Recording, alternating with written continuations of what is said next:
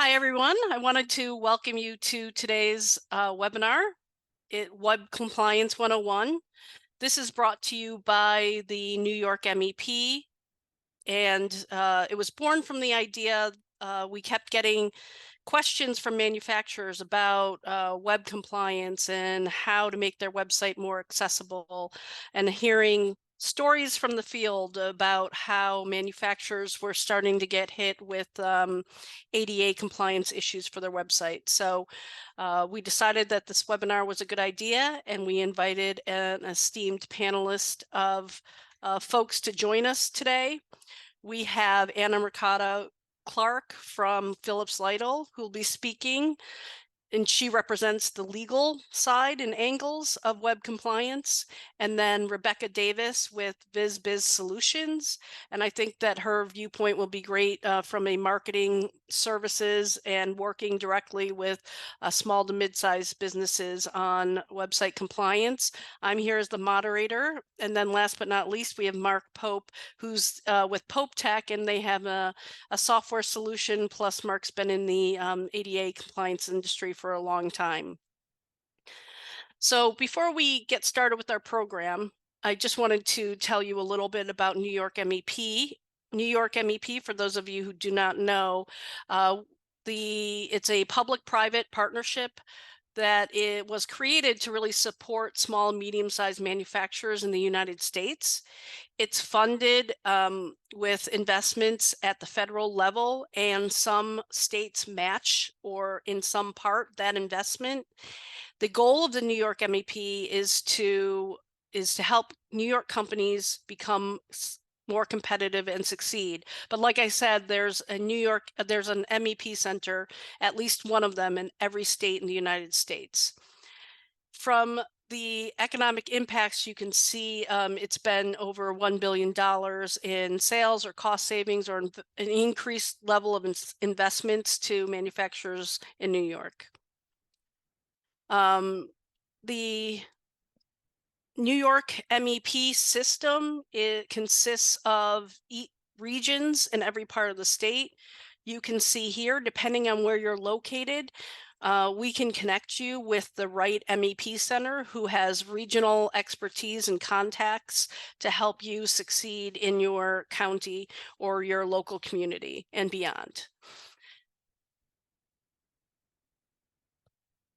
The other entity that we support is NYSTAR. NYSTAR has over 70 funded centers, and that's with the Division of Science, Technology, and Innovation at New York State. There are a total of almost 30 centers of advanced technology and excellence housed within universities.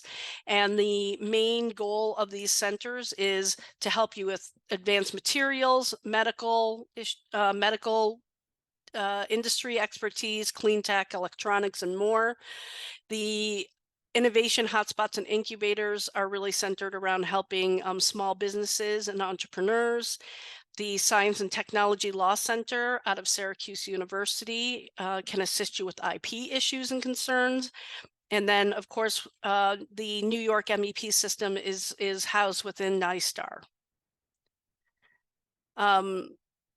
MEP can help you, like I said, find solutions and everything from your startup business model, entrepreneur guidance, to design engineering, prototyping and scaling your business, even workforce development. There's been a lot of investments in the state, and the MEPs can help you connect to workforce development and other considerations. So I wanted to give you that viewpoint before we started. Let me go back to this slide. We're going to start with Anna, who's going to talk for about 10 minutes, and then Rebecca, and then Mark. Please put your questions into the Q&A.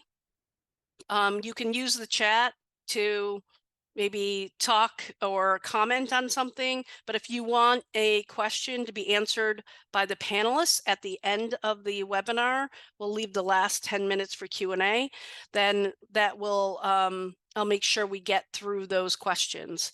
So let's go ahead and get started with Anna.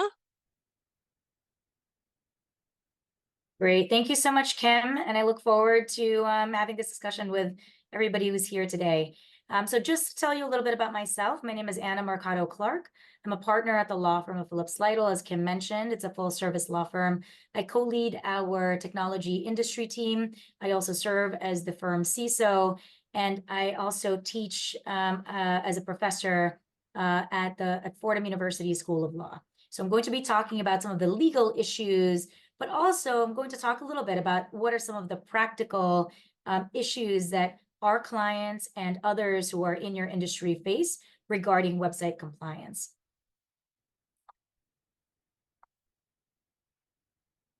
Can everyone see my screen? It's really posed to my co-panelists. Great, thank you so much. So let's talk first about the average cost of a data breach.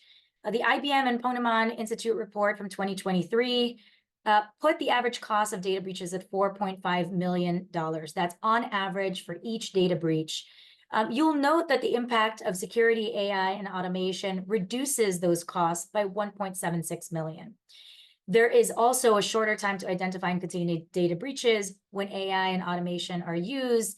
And I also wanted to call out that for the consumer industry, and the way that the report is framed includes manufacturing in that classification, puts the average cost of a data breach at $3.8 million, with the manufacturing industry being noted as the most commonly targeted by cyber criminals. You might be asking yourself, why are we talking about data breaches when I'm here to talk about website compliance? The reasons are twofold. One, because I wanted to emphasize that our traditional notion that only consumer-facing or outward-facing companies are facing attacks or facing compliance issues is not accurate any longer. Increasingly, companies that previously thought they were immune or not really the subject of many of these types of activities are increasingly finding themselves at the center of these types of issues. The other reason I want to emphasize the cost of data breaches is because when you think about your website and compliance, you should also think about data breaches and the impact of the data that you collect and how you manage that data. Because of course, the cost of data breaches and how you manage it can be impacted by how much data you collect, what data might be at issue, where you store that data. And so this slide just shows you some of the points of collection that are often overlooked. Oftentimes, people think about their own databases as the primary or only repository of data, when in fact you might have data sitting with business entities with whom you have a relationship, with whom you have transactions. Your marketing department might be working with a third-party entity, which might either host data for you or provide data to you. And of course, you also have your websites and applications that might be collecting data, whether directly deposited to you or on your behalf through a third party. Some of these, just for marketing and the applications, you have some entities we know conduct website scraping, and in some circumstances also retain consumer relationship management software companies to manage their contacts and other information. So make sure that you're keeping that in mind globally as you're thinking about your compliance program. And then think about protecting the data through the life cycle of that data, including at the point of collection, anytime there's a transfer, whether you're receiving or sending that data, and of course, all the way through deletion. Many data privacy laws include deletion in their definition of processing data, which is still within the scope of those laws. So let's talk more specifically about website compliance. What are some of the ways that we see clients either struggle or grapple with compliance issues relating to their websites? Many laws require that privacy policies be shared with consumers or individuals from whom they are collecting information. And in many circumstances, companies are doing that through publicly available privacy policies that are disseminated through their websites. There are some companies, and it's important to think about this, there are some companies that only have a privacy policy on their website applicable to the information collected on that website. There are other companies that choose to use the privacy policy on their website, both for transactions that are conducted on their websites, but also in-person transactions. So when you think about your compliance, think about whether the laws that you're complying with require you to provide those disclosures for all transactions that you conduct, and not just the ones that you conduct on your websites. Typically, privacy policies require including notice about what data is being collected, how it's being collected or shared, how long you're retaining that data, how you're protecting that data, and what rights, if any, individuals may have over that data. These requirements might be put forth by relevant rules, laws, regulations. Sometimes regulators that you might be subject to promulgate certain rules, whether that's directly or indirectly by the orders that they and the enforcement actions that they pursue against similarly situated organizations. Or sometimes it's just an industry standard. Most in your industry are doing a certain thing, and you have to think about whether you can justify doing something differently than what the rest of your industry is doing. And perhaps the answer is yes, but it should be a conscious decision that and an analysis should be conducted in connection with making that decision. Privacy policies are also important because you should review both the content of that policy, but also the placement of the policy, the language that you use, and the way in which you present the information. What colors are you using? What contrast do you have between the background and the lettering? What language are you using in terms of the people who are most likely to review the policies? Are you using easily accessible language? So that's just one issue or some issues that are relevant for our discussion today. Now, most of you are probably here because of the Americans with Disabilities Act, and I wanted to talk a little bit about some of the lawsuit trends that we're seeing. And I should just note that the issues I identified relating to privacy policies are also go hand in hand with your ADA compliance program. So in 2018, over 2,000 lawsuits were filed. In 2022, more than 4,000 lawsuits were filed that were claiming an ADA compliance issue or violation as it relates to websites, applications, or similar platforms. Smaller businesses are primarily targeted in these lawsuits. Just as a side note, there are approximately 300 million people who use the internet in the United States.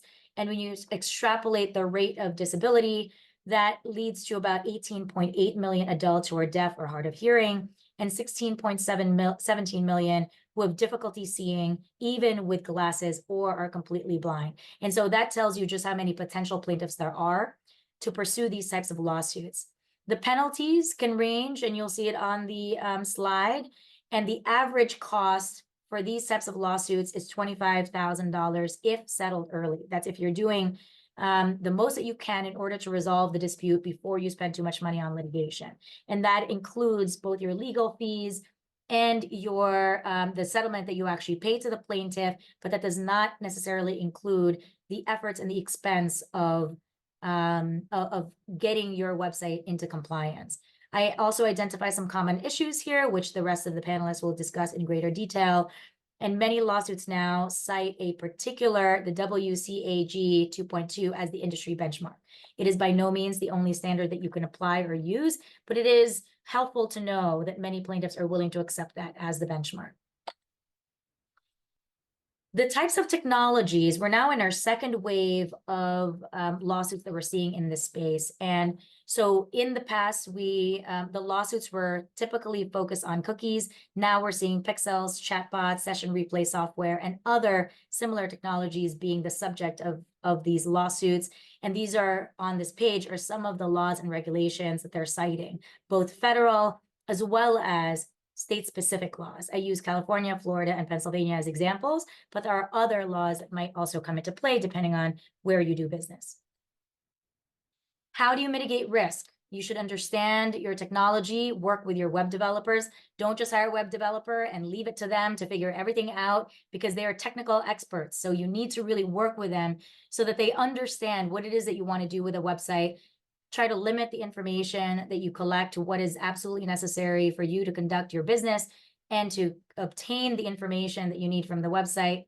Tailor the policies that you put on your website and the products to your needs, and then consider what your notice, consent, and limitations for your website functionality might be, and of course, consult with legal counsel. And I don't just say that because I'm an attorney. By no means you have to hire me, but it can really, it might be an expense upfront, but it might save you in the long run the costs of defending these types of litigations.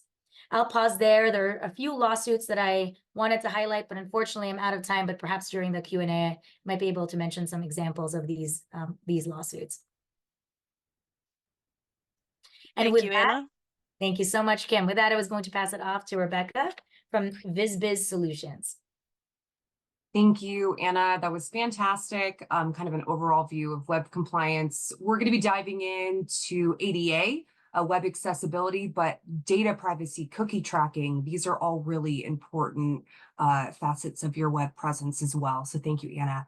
So hi, I'm Rebecca. I'm happy to be here with you all with VizBiz. We are a subcontractor for CMTC, which is the California-based initiative for manufacturing. So we work with a lot of small to mid-sized manufacturers. When we started developing websites a couple years ago, ADA very quickly became something we knew that we needed to pay attention to. So I have this presentation that I give to all our clients. It's robust. I'm gonna try to get through it as quickly as I can, but remember to leave any questions you have in that chat and we'll address those. But here is my presentation for web accessibility. So this is all about ADA, understanding more about what is web accessibility and how can you comply with federal and state regulations for your website. So thank you for having us. I'm going to jump into just a brief history timeline from the 1990s to today. So the 1990s, as we know, ADA was passed, and we're looking specifically at Title III, which states that any space of public accommodation needs to be accessible by all. So in the 90s, this wasn't specified to digital versus physical. Obviously, we see a lot of lawsuits for physical spaces needing to be accessible. But in the late 90s, we have the internet boom. And the federal government amended Section 508 to the ADA, and they kind of started with themselves. We are going to make sure going forward that our federal websites are accessible. What does it mean to have a site that is accessible? This is kind of the start of learning what that means and discovering how we can make the online an inclusive place to be. So the W3C was formed. They are the World Wide Web Consortium, and they drafted the first WCAG, which is the Web Content Accessibility Guidelines. You may see those acronyms. That's what those stand for. And they define the success criteria. It's a pass or fail list of rules for what you need on your website to be considered accessible. So obviously, these are growing as we go. The internet is still adapting and technology is growing. So we're seeing these amended. Anna mentioned WCAG 2.2. That is, as of this year, the newest amendment to those guidelines. So we need to make sure that you're staying with the most recent. And I added here in 2022, the DOJ finally confirmed that ADA does indeed apply to your business website. We were kind of in a place of, we weren't sure, but the lawsuit started and the government did confirm, and they point to the WCAG as that federal guideline. So really that is the map that we look to for making our website accessible. So in understanding what makes a website accessible, like I mentioned, it's this pass or fail grading criteria. You have it or you don't. These are rules for the standards in your code, as well as rules for design, making sure things are logical, tagged appropriately, color contrasts are readable, a lot of rules like that. There are 3 levels of compliance currently, with our single A being good, and AA is the recommended level. And it's just each time we go up a letter, there's a new set of rules that you can follow, with AAA being the ideal, the best. That's achieving, you're passing all of those website content guidelines. I like to share the POUR acronym with my clients to help to get them to understand what it means to be accessible. So your website needs to be perceivable by all senses. So if you have a video with sound, that needs to have captions, closed captioning, right? So anything that is a single source, it needs to be perceivable by all senses. This also includes alt text on your imagery. If someone can't see the image, they need to be able to read a text that describes the image that they are seeing. Operable. So Anna mentioned this. The website needs to be operable entirely through the keyboard. This is just due to some physical limitations. This needs to be possible on your site. So any menus, contact forms need to be accessible and able to be filled out entirely through a keyboard. Understandable site language. It needs to be clear and logically organized. So this is in regards to header tags, making sure that all of your content has the appropriate tags. It's organized logically, like I mentioned, so someone can just have this read to them and it will make sense the way the text is organized. And robust. So it needs to cooperate with all assistive technologies. Example of that is, screen readers that are used by the blind community. Your website needs to be able to operate with these assistive technologies. So why is this important? We come from the marketing angle. Anna mentioned there's a lot of plaintiffs or potentially out there to file a lawsuit, but we see these also as customers. These are people potentially that could be doing business with you. Up to 1 in 4 adults in the US have some kind of disability, physical, even cognitive. There are a lot of ways to look at disability, and we are, anyone with a disability could be up to 3 to 7% of a country's GDP. So they are participating in the economy, they are doing business with businesses. You should want to be inclusive and invite them to be able to use your website and engage with all assets of your business. Obviously, the legal responsibility, we have federal and state guidelines that state it's a violation of a disabled person's civil rights if you have a space of public accommodation that they cannot access. So state regulations, I can share with New York, you're going to want to look at the New York's human rights law. It's just additional text that is solidifying the ADA. Any space of public accommodation cannot discriminate. With California, we have the UNRRA Civil Rights Act that's also combined with the California Disabled Persons Act for these lawsuits. That's the legislation that they're pointing to in addition to ADA. And because of these state initiatives, we do know that New York, California, Florida as well, we are the big states. We account for about 75% of all ADA lawsuits nationwide for this year. So what can you do? What are your options here for web accessibility? Obviously, you can do nothing, but this is very risky. I put here potential costs. Anna, you said it could be up to 180,000 could be on that second penalty. So you could potentially pay nothing, invest nothing, but that risk is also very high. There are then free tools out there that you can add on to your website. These aren't guaranteeing compliance in any way. I've heard them referred to as like a Band-Aid.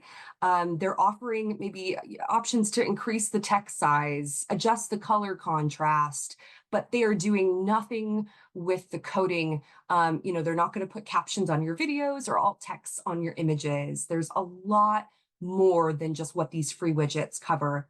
Going up a step, there are automated solutions. So there's technology out there that uses AI to scan the coding of your website and look for patterns to find maybe where there's gaps, things aren't tagged appropriately, or if images are missing text. But again, these aren't the full final solution that I think you should seek. They're kind of they're a quick, more affordable option for you. And it does come with a statement that says, hi, I am compliant with those web content accessibility guidelines. But it's not an ultimate protector and seen by few as still not fully accessible. So coming into native accessibility, this is the idea that your website is coded properly. It is on its own accessible and following all of those core guidelines. So you're going to want to find someone who is a specialist. I'm going to be passing this off next to Mark, who is going to be diving deeper into a solution for compliance using a more don't know how to describe it. You want it your home base instead of using some kind of outside source to make your website compliant. You have full control over your website and making sure that it's tested and compliant with the ADA. So here are just a few examples. I can drop this presentation into the chat when I'm done. If you want to look, Tigerstrand is one of our clients that uses Accessibility. Star Finishes has a free widget known as the Sienna widget. It's a open source widget that we point some of our clients to if they're not ready to invest. And so if you want to see how those look. There is a tax incentive. This is something a lot of our clients don't know about that is really important. If you have 30 or less employees or less than $1 million in revenue on last year's taxes, use this tax incentive. You can get up to $5,000 in credits back onto your taxes. They want to incentivize initiatives to improve accessibility online. So know that this is here for you, also to kind of cut costs. It is an investment, but it's important. So it's nice to know the government has this credit you can access to, get a little bit of assistance with that investment. Here's some resources I'm gonna also, you can look over once I put this presentation up in the chat. Wave has a free tool that you could use today to scan your website and see if there's any accessibility issues going on. Here's more about POUR. This is 2.1, 2.2 should be available as well. And there's a few more amendments on 2.2 that came out this year. And the tax credit as well is there in this resource tab. Here's my contact info. If you have any questions, feel free to reach out to us. We always are happy to answer any questions, point you in the right direction. That is all I have for my presentation. And now I'm excited to pass it over to Mark with Pope Tech, who is going to dive a little deeper into web accessibility.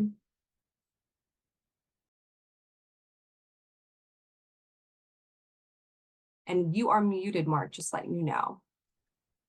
Thank you on that as well, too. So I was actually just thanking Rebecca and Anna for the great foundation information that they have provided. As Rebecca chatted about at the end, the ideal solution here is just to make sure that the native website code is just accessible, right? Because that's just providing an equivalent experience for all users.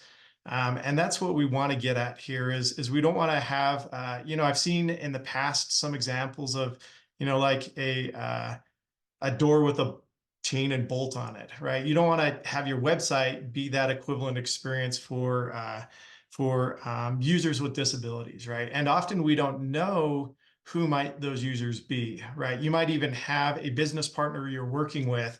As they're getting older, their eyes are failing them and they're starting to use assistive technology, but they're still very engaged in their business and doing work for their company because the technology allows them to do that. That's the amazing thing about the time we live in. If websites are done correctly, there's a lot of things that people are able to still just fully engage in with business and banking and everyday life stuff that we do on the internet that they're able to do. But if those W3C requirements aren't followed, then that are there in the WCAG, the WCAG that was referenced earlier, then there's barriers for them to be able to have equal access. So what does Pope Tech do? What we do is we work with companies to provide accessibility training, tools, and support to be able to help you understand what needs to happen and how to get your website accessible for all users. So I'm going to go ahead and do a screen share here, share a couple of slides. I do have a slide deck here. I'm going to dump in the link in the chat. Feel free to either follow along or reference it later. There's a number of slides in here that I'm just going to go very one or two sentences on, not spend a lot of time, just because I want to get to some practical tips that you can get started with here in the end. And we don't have a lot of time, but I'm always happy to engage in this conversation more on a one-on-one basis with any of your organizations. So with that introduction, I'm going to go ahead and activate my screen share. There we go.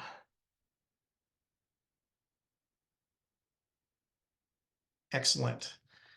Just pointing out, well, I think I have the some extra content there. There we go. Today happens to be Global Accessibility Awareness Day.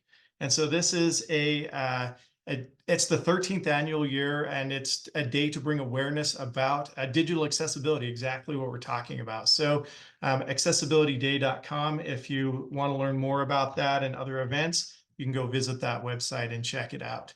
I already introduced a little bit about what we're doing at Pope Tech, providing tools, training, and accessibility services to help find and fix accessibility issues. And so, you know, you can read more about that, but we're in this business of website accessibility. So I'm going to post this question here. What do you think is the #1 best thing you can do for web accessibility? Just go ahead and drop it in the chat, and I want to see what your thoughts are. So I'll give you a minute just to do that. Be compliant. I'm seeing that come in. Talk with an expert. Excellent. Colors and text sizes. All these are great, perfect responses that are definitely part of it. Any other comments? And if not, no worries. We're a little shorter on time. Here we go. Hire a web developer, expertise in ADA. I think the #1 thing we can do that's the best thing that I've seen having the most impact is taking the perspective of users with disabilities that might be trying to access the web content. So down here, I have a link here to the Web Accessibility Initiatives. This is the group that wrote those WCAG requirements. They're part of the World Wide Web Consortium that writes all the rules for the internet and web browsers and code. They put together some great accessibility resources, and they've got a number of videos that showcase different parts of accessibility and why it matters, and including users with disabilities. One of the most effective things I've seen ever done is someone maybe who can't see, or maybe they're dyslexic and have to use a screen reader, trying to access a website with their technology when the website isn't coded correctly, right? And so it's a very eye-opening experience, and it's one that that helps you understand really how problematic a lot of websites really are for a lot of users. So putting yourself in the shoes of users with disabilities, thinking, what if I couldn't use a mouse? Could I still access everything on my website? What if I couldn't view a screen? You know, would I be able to still engage with everything? Do I know where to put my username and password? Is it being announced to me correctly, right? Am I able to navigate around that screen just, you know, by listening to the structure of the page? You know, a lot of these things that we've kind of glossed over in the past, we're realizing these are actually really important for accessibility. And I always encourage people to start doing some basic accessibility testing. And so that's what I'm going to focus on. This slide, I'm going to gloss over it pretty quickly. But as far as this goes, my opinion from having worked with hundreds of customers, if you focus on the people, that first thing, accessibility first, over just a checkbox for compliance, you're more likely to achieve and maintain compliance than if you're just trying to check off this as another checkbox. And what do I mean by that? One of my customers that's doing a really great job for accessibility, I was asking them what they do different, and they're like, every once in a while, I just stop and think, what's the next best thing on my website for a user with disabilities?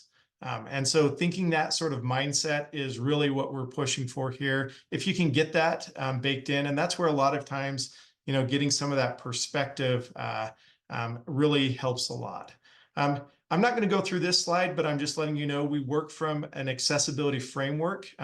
We actually based it on the NIST security framework. We reached out to that organization and said, we'd like to apply this to accessibility. And they said, absolutely. So I'm always happy to talk about this, but everything we do falls in one of these categories of identify, prevent, detect, respond, remediate. And it's a circle indicating this isn't a once and done thing. But feel free to check back on that slide. When I talk about accessibility testing, there are great automated tools like the Wave tool that Rebecca mentioned at the end that I'm going to talk about because that's the engine we use. that can help with some fully automated parts of testing. But there are some issues that are going to be flagged. So I'm going to pause, reread this. Some accessibility issues can be detected in a fully automated way, right? Those are like the red errors in my wave tool. Some can be flagged as suspicious by automated testing, but require human review. That's like the yellow alerts. And some can only be detected with manual testing. And what I mean by manual testing is on the next slide, that means testing with the same technology that users with disabilities are using. Keyboard testing, screen reader testing, content scaling. We do have a link here to a beginner's guide to manual testing. Let me go ahead and drop that link in as well too. But what I want to do here is I'm going to get to the Wave tool. This is the testing engine we use to be able to do single page checking. And I'm always happy to talk about why, and that's what this slide discusses why. But one of the things is the Wave tool is not just an error checker, but it's a suite of tools that helps with both automated and manual testing. So that's the fourth point down here on my slide deck. They also have a free browser extension that you can use to test content. So what are some first possible actions you can do? Well, watch those perspective videos, right, that I was sharing with you. Get a little bit more familiar with web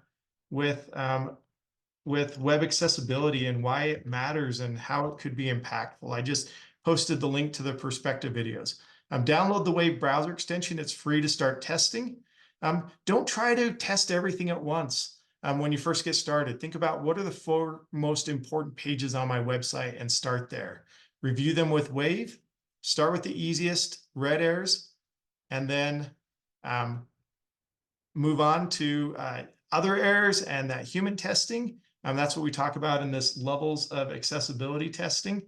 And then don't publish any new content without testing it with Wave. At least make sure there's no red errors. And start learning and doing things consistently. That's sort of my high level. I'm going to just spend 2 minutes and show some quick accessibility testing like we were discussing doing.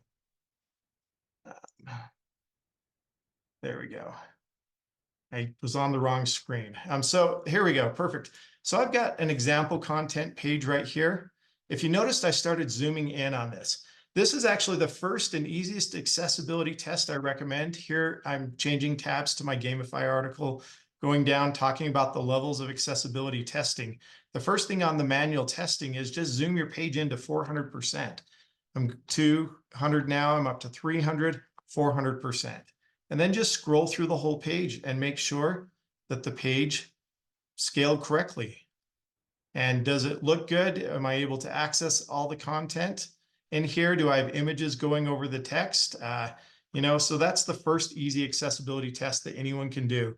And so what I'm trying to get at is accessibility testing doesn't have to be a hard thing to get started with. There's some simple things of being like, if I'm low-sighted, I just need to zoom in more and make sure that things don't break. What I've seen sometimes, have you ever seen those sticky headers on a website?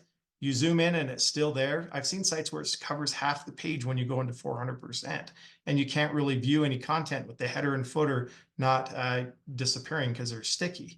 So you're looking for things like that. You're looking to see, did the images start covering the text? Did the text look good? And just put yourself in the role of someone who had to do that, as if that were the only way you could access that page. All right. Here's an example content page with some errors. I've installed that free Wave browser extension. Let me put the chat in there for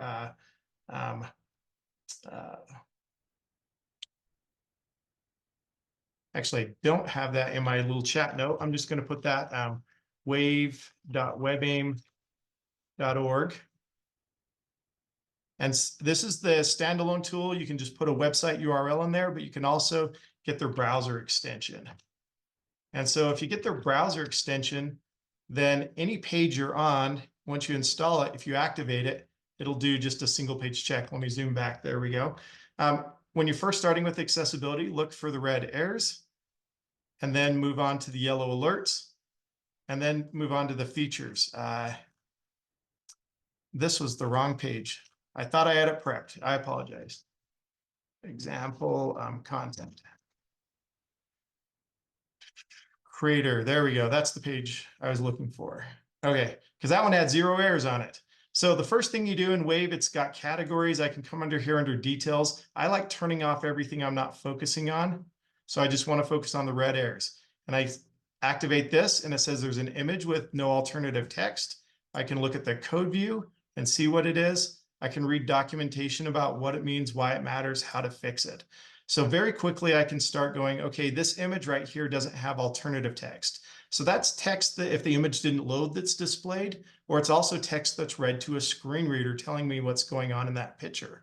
If I toggle back on this features right here, I can see what the alternative text on this other image is. See, this first one here says Santa Monica Beach with several dogs and the pier with a Ferris wheel and roller coaster. So that's what would be described to me if the image didn't load or if I were using a screen reader. And this one has no alternative text. So this image, needs to have alternative text. Low contrast, see, I can see here this warm. You probably can't see that, but it's a yellow on white. It's insufficient. I can go into the contrast tools and use the slider and go, hey, here's what it would need to be. That mustard yellow, here's the code to be able to pass it. It also visually changes it on the page. And I'm able to go fix that. Now I could probably say I probably don't like that color. Let's pick a new color and see what that would look like. On there, a purple is probably better. Okay, the point is I'm not going to go through all the errors. I just wanted to show, like with the Wave tool and some basic knowledge of how users with disabilities access the website, you can very easily start checking websites and get started with this. Really, that's the goal here. If you want to continue that conversation, feel free to email me. I put some links to some other resources as well too. But I'm going to turn the time back over to Kim. I know we got to wrap up on the presentation part, but hopefully this has been the intro. But the goal is it's not hard to get started with this. It can get deep, yes, but it's not hard to get started testing. Thanks so much, Mark. I think all the information that all of our presenters have shared today is excellent, and let's take advantage of the time we have left to get some questions that have come in through the chat. Feel free to use the Q&A. It's probably better at this point, but I do have a couple that came in through chat, and I just want to get these out there. One of the questions is, are ADA widgets a compliance solution or lawsuit magnets? Let's maybe, who wants to take that one first? Yeah, I think get everybody this one. probably has a viewpoint on that. Can you hear me? Yes. Okay, great. So it depends, which is my favorite lawyer answer, so my apologies already. It depends on what ADA widget, depends on what you're using it for, but generally that's not really going to be the basis that is used by potential plaintiffs when they're trying to decide whether to sue you or not. Typically, they use certain solutions that crawl through your website to see whether it's a compliant or not. So ADA widgets can be a useful tool to comply if it's doing the job that you think it's doing, that it's supposed to be doing, it's helping you actually comply with the requirements. But otherwise, if the widgets are not and your website still has issues, it's not going to be a silver bullet. But whether or not it's going to be a magnet, I don't think that it is. I'll also just note, I know that Rebecca mentioned this earlier, the switch between looking at public places of accommodation, not just as physical locations, but also websites. You know, one of the first lawsuits in this area was Netflix. So you might remember when Netflix came on the scene and they converted from sending DVDs to allowing you to stream various programs. There was a lawsuit that was filed by the National Association for the Deaf because they weren't accommodating for deaf consumers. And that was filed in about 2012. And actually, Netflix had to pay $755,000 in attorney costs and fees. That's just the costs and fees, not including what they had to pay to the plaintiff, not including what they had to pay for to get compliance. So I wanted to highlight that for this group because I know earlier you talked about the $25,000 cost, but the cost can really be in the millions. There was a Harvard and MIT lawsuit as well that resulted in 1.575 million just in attorneys' costs and fees. And I mention that because not many lawsuits can result in attorney costs and fees. So that tells you that many plaintiffs' attorneys are going to be particularly motivated to pursue these types of litigations, even if the actual damages to the plaintiffs are low. You might say, well, my website sells products that can't really be used by blind individuals. Why should I care about this? The reason is because even if the damages to the actual plaintiff are relatively small, the potential cost just in attorney's fees and costs can be in the millions, and also the additional fines that might be imposed by regulators might also be in the millions. Rebecca, Mark, do you want to chime in on that question about the widget? Yeah, sure. You know, I know that I am aware of the heat behind some of these overlays and widgets.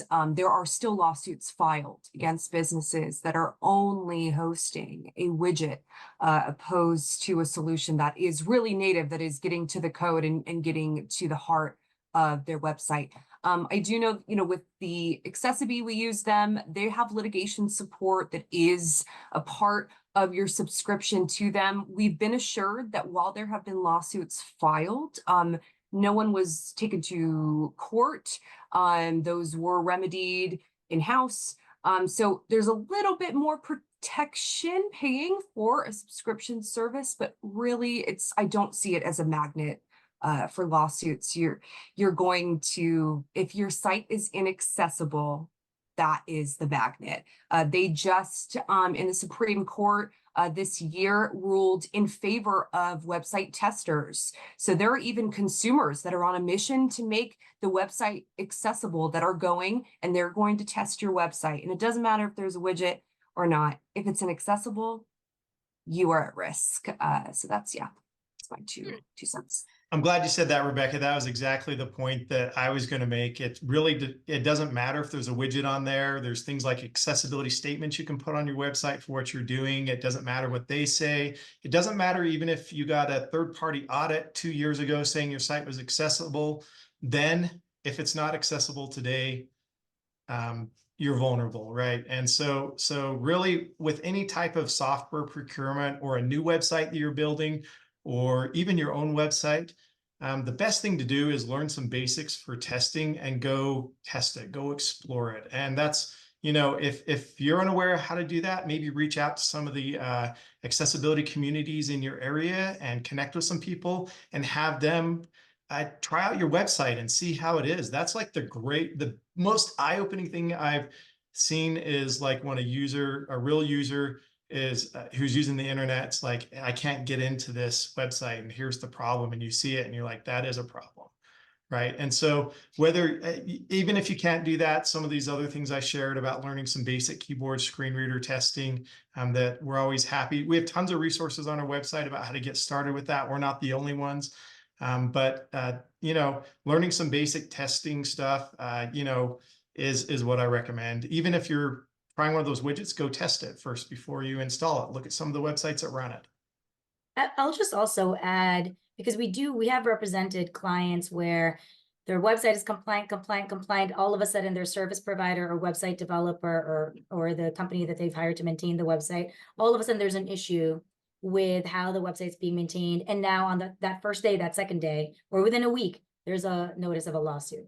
And so to Mark's point, the testing should be regular. There are also some services out there that will review your website on a regular cadence so that you can be alerted if there are either new regulations or if the standard's been updated, or if there's an issue with your website that you might not have previously identified. So with any of the compliance issues that we identify, it really should just be reviewed on a regular basis, at least once a year, but perhaps more often, especially if you fit in this kind of small business target that the plaintiff's attorneys are focusing in on. Great, thanks. Many thanks for your presentation. Are there grants for companies manufacturing accessibility products, please? RemMD's devices are for walkers, wheelchairs, and canes. We do not offer services or software. Rebecca, I think you mentioned a tax credit earlier. Tax credit, yep, that's really from my knowledge. I even did a little quick Google after I saw that question. Nothing readily available So really, the tax credit, take advantage, with your local MEPs. You can talk with them about any, experts or tools they can bring your way. But yeah, unfortunately right now, no easy grants, but keep an eye. It's important. I think that it is something that a lot of small businesses need assistance with, being as they're the biggest targets of these lawsuits. So keep an eye open for those resources. Great. Another question, how do you recommend that we legally prepare and protect our business's website? How would we initiate that conversation with an attorney? There are many attorneys that specialize in data privacy and security. That's really the kind of specialty that you're looking for. And so whenever we get an inquiry, our clients may sometimes have a very specific ask. They might say, oh, we're just interested in ADA compliance. And during the course of our discussion, we might identify additional issues that might be that we might observe once we take a look at their website and their application. And so the first step is to get in touch with somebody. And if they're not the right person, they'll let you know and they'll direct you. But really, it's a data security and privacy attorneys that could assist. Anyone else have a response about that? I can't speak on the legal, right? Because that's what the question's kind of asking for, how to legally prepare. But as far as your website goes, the first thing that I tell my customers to be thinking about are those red errors that are flagged, like in the Wave tool on automated testing, right? If it has no red errors, it doesn't mean the site's accessible or compliant yet, right? That human testing is still needed. But a lot of times when some of the click-buy lawsuits are looking for websites, they do start with automated testing. But let's set that aside. You work on the automated testing, they're easier to understand and fix errors. It improves the accessibility. It might mitigate a little bit of risk because some of those drive-by click-buys are going to pass over you. But more importantly, by working on that, you're going to learn more about accessibility, learn more about using the tools, and you're going to level up so that you're able to move into some of the, alerts that require human judgment. Like these are things flagged, but we can't determine in an automated way if it's an error or not. And then after you do the alerts, you're able to move on to, hey, let's do some basic manual testing. And there I tell people, focus on your critical key user journeys, right? You don't want to spend fixing all the alt text on a page no one ever visits, right? Start with your home page and think about that. And then where do people go next and what's most important? So from a website fixing things compliant way, how I'd prepare is I'd start working on the becoming more aware, start working on the easy errors. So I level up and then think about my users' key journeys and be focusing on those things first. That's going to remove a lot of risk from some of these lawsuits. So that's the most I can speak to any of that. Great. I think we probably only have time for one more question here. Are GoDaddy, Shopify, and other hosting sites considering these compliance issues and providing an accessibility checker plugin? I can speak to that. I have a great frustration being a website designer with some of these platforms, Wix, Squarespace, and others, where they're marketing to small businesses. And the answer is no. Typically, they do not have a robust or if any system at all to check for accessibility. I know just recently in the last year, Wix now has what they call an accessibility wizard. This is the first tool that I've seen that is very front-facing, very user-friendly, that'll take you through, similar to the Wave tool. Here's an image that's missing alt text. Here's an area where color contrast needs to be adjusted. So they will help. They'll guide you to make a web accessibility statement. So that's like the first initiative I've seen. And that to me is unacceptable. Unfortunately, I have to, answer this question is no. But as a consumer of these products, I encourage everyone to maybe put a little pressure, reach out to their support. If you're seeing issues on your testing that you can't remedy, I think the more they can see the consumers that care about this, that's going to be the incentive to add more tools and abilities to make a website accessible on their platforms. Because yeah, we definitely need to see improvement on these drag and drop builder. I know GoDaddy is not, I would put them at the last of my list of they have no customization with their back-end coding. So it makes it really difficult to have an accessible website. So yeah, that's my answer there. And I'll just add that even in circumstances where hosting sites advertise that they provide support or there are mechanisms that are provided, Shopify, for example, is something that a lot of our clients use. Oftentimes you still have to do something manually in order to activate some of those functionalities. And so it's not enough to use hosting sites that advertise that they do something. You really have to understand, what is it that they're saying they do? What do you need to do in order to activate it? And is that sufficient? So it's not a shortcut to conducting the compliance check and analysis that we've all been talking about today, unfortunately. Okay, great. Well, that's all the time we have today. I think everybody shared their information. I'll put my email into chat in case anybody has, it's kim@fusehub.com, in case anybody has any questions that they want answered at a later date, or contact one of our experts directly. I can also get you in touch with them. So the recording and all this information will be made available within the next 24 hours if you're a registered user of this webinar. So have a great Global Accessibility Awareness Day. Thanks, everyone. Bye.